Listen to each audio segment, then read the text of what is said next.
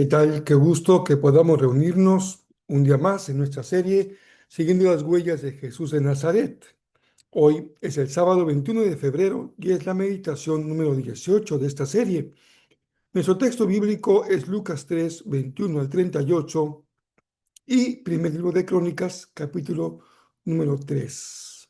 El linaje de Jesús de Nazaret. Yo soy Rafael Pola. Todos sean muy bienvenidos.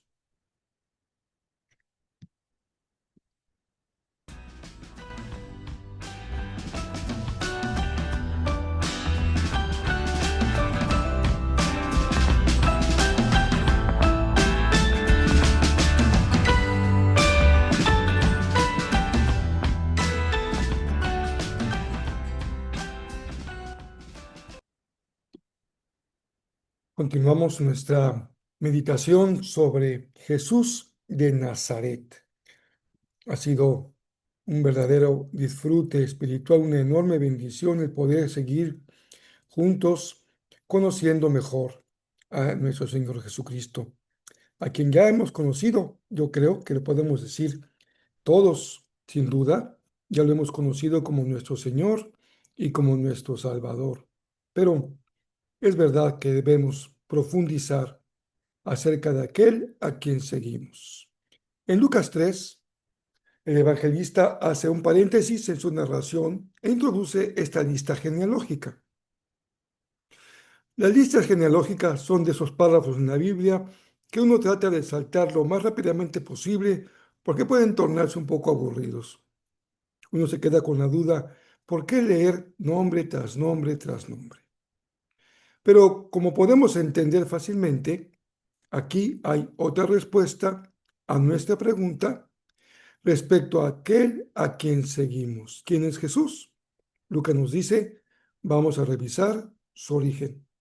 Para él es importante que sepamos que Jesús de Nazaret no inicia con José y con María. Su origen se remonta en este evangelio hasta Adán. Y aún más allá, Lucas dice, Hijo de Dios, Dios mismo. Déjeme ejemplificarlo de una manera sencilla. Imagina un lienzo de tela con hilos entrelazados. En nuestro lienzo imaginario hay millones de hilos, pero uno sobresale por su color, de tal manera que lo puedes ir siguiendo desde el inicio hasta el final. Ese hilo es fundamental para la estructura de la tela y para su sentido.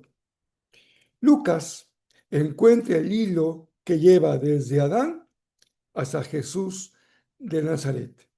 Como hemos dicho, ese hilo pasa por algunos lugares o nombres muy importantes.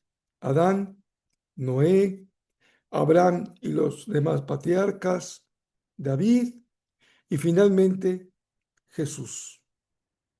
Hoy, a diferencia de este mundo antiguo, echamos manos de la ciencia para poder saber de dónde venimos, el famoso examen de ADN. Actualmente, ese examen te permite asomarte a tu pasado biológico de dos maneras. Primero, a través de tu etnicidad reciente, tus ancestros, y, en segundo lugar, tus linajes profundos, las rutas migratorias de hace miles de años.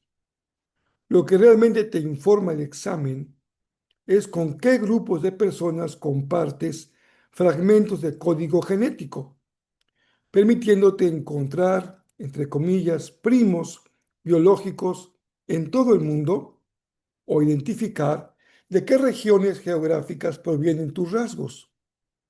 Sin embargo, debido a que el ADN se mezcla y se diluye en cada generación, no puede reconstruir nombres específicos de hace siglos, lo que hace Lucas, sino que ofrece un mapa de probabilidades sobre tus orígenes. Hay toda una ciencia encargada de realizar esos estudios y analizar estos datos.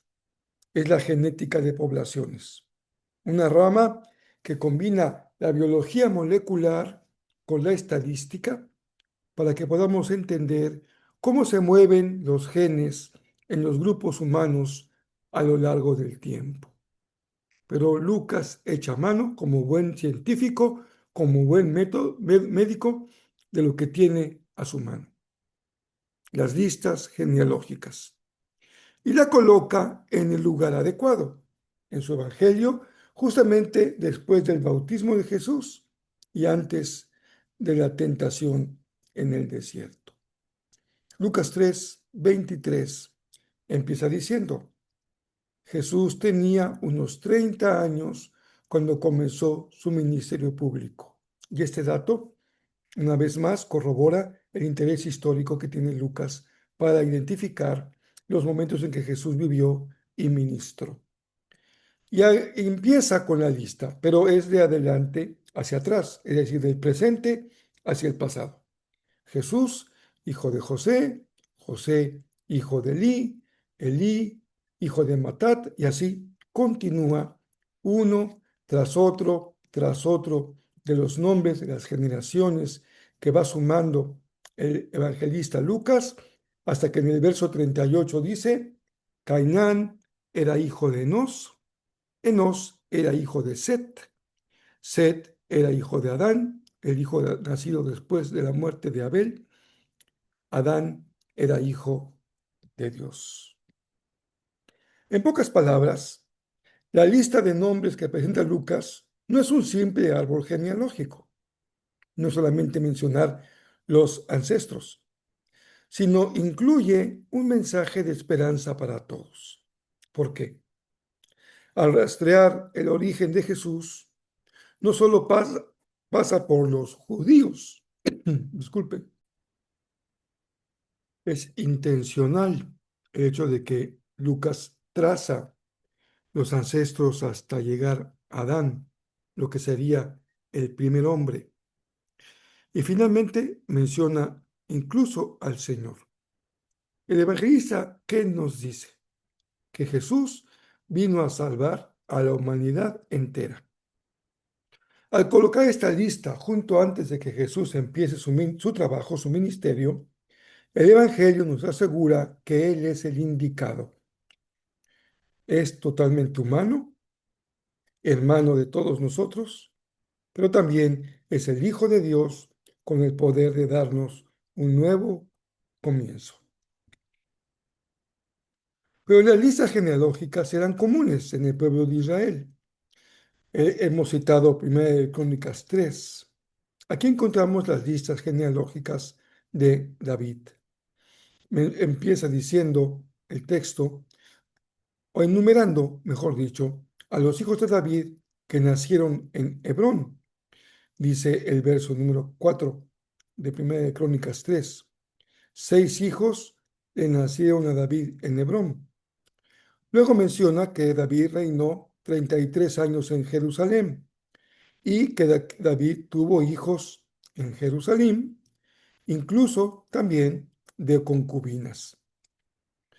Y el libro de Crónicas continúa por la línea de Salomón y luego por la línea de Joaquín, sus descendientes, hasta llegar finalmente a mencionar a el último de los descendientes, que es Anani. Esta lista de nombres de 1 Crónicas 3 tiene también un propósito mayor que simplemente recordar quién era el ancestro de quién. Se trata más bien de una memoria de una familia real que lo había perdido todo. Recuerden que Crónicas se escribe en el tiempo en que el pueblo está regresando de Babilonia, de un largo y doloroso exilio. Muchos pensaban que la famosa promesa de Dios al rey David, que su familia reinaría por siempre, se había roto. El propósito de este capítulo es demostrar que el linaje real no se extinguió en la guerra, que la familia de David sigue viva y por lo tanto sigue viva la esperanza de que un Salvador, el Mesías, nazca de esta sangre del linaje de David. Cuando analizamos con un poquito de detalle lo que se menciona acerca del origen de Jesús, encontramos tres formas de enlistar sus antepasados, como Lucas lo hace remontándose hasta Adán. En Mateo, por ejemplo, la genealogía llega a Abraham, o de ahí arranca, podríamos decir. En el caso de Mateo, con Abraham, el énfasis está en el pacto con Abraham que llegaría hasta Jesús. Pero también se suele empezar a hablar del linaje de Jesús como descendiente de David, del rey David. Y aquí el enfoque está en la promesa de la monarquía, una narrativa de realeza que certifica que Jesús tiene el derecho legal y espiritual de ser el rey definitivo. Una vez más, como en un rompecabezas o en un mosaico, vamos uniendo piezas y darle una forma mucho más completa. La línea genealógica hasta Adán, la línea genealógica hasta Abraham y la línea genealógica hasta David. Claro que para nosotros esto resulta un poco o un mucho extraño.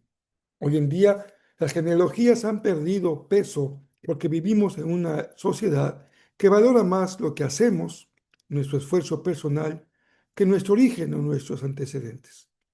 Antes, sin embargo, en sociedades como la del pueblo hebreo, o incluso todavía en el mundo occidental, en la época medieval, el apellido sí decía mucho respecto a mi herencia, las tierras, el poder, los derechos. Hoy se trata de que el currículo vitae, la hoja de vida, pues tiene que ver más bien con lo que nosotros hemos logrado hacer por nuestra propia cuenta. Ya no importa tanto si somos miembros de algún linaje, lo que importa es que somos hoy individuos independientes, donde la herencia más importante ya no es nuestro árbol genealógico, sino donde hemos estudiado, donde hemos trabajado, qué capacidades tenemos. Pero no era así en el tiempo de Jesús. Por lo que, más allá de lo que esto significa culturalmente, hay una verdad fundamental. ¿Qué dice Lucas? Jesús es hijo de Dios, tanto en su linaje, su genealogía, como por el hecho de ser la encarnación de Dios hecho hombre. Dios y humano. Es el heredero del trono de David como Mesías, pero también cumplimiento de la promesa dada a Abraham de esa simiente que había de bendecir a todas las familias de la tierra e incluso la simiente de Eva que había de derrotar a la serpiente antigua. Este es Jesús a quien seguimos. Sobre esto, déjenme citarles una frase memorable de un gran escritor alemán, Goethe.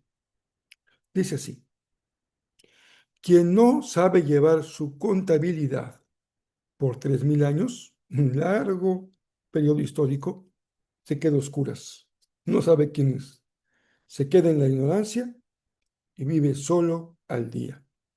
Repito la frase sin comentarios.